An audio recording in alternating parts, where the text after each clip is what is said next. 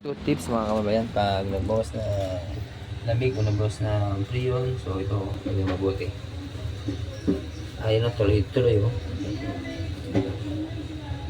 Oh, maliit lang, kabuhok yung leak niya. Yan yung dahilan kaya humina yung lamig ng aircon.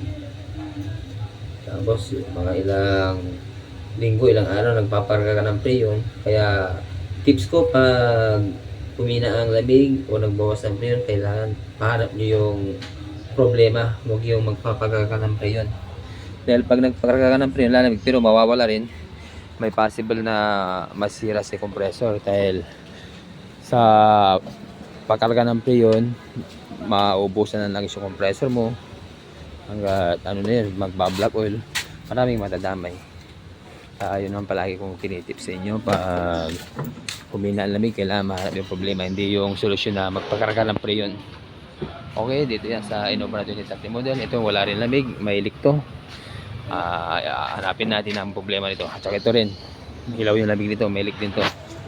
Itong Hyundai Accent ECB valve lang, okay na, malamig na, okay sa alright na.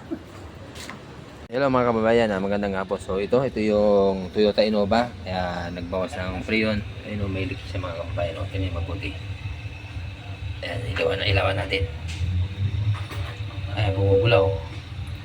Oh, bumubula. So, ibig sabihin, may leak dyan.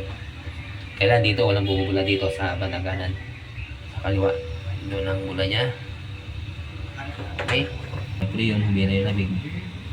Yun, may leak sa parting gitna, no? Ito pa.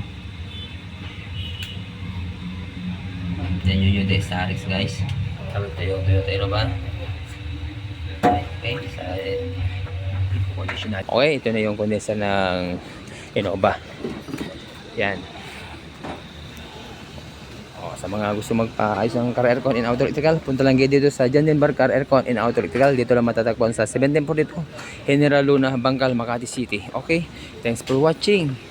Salamat sa Diyos. Bye bye.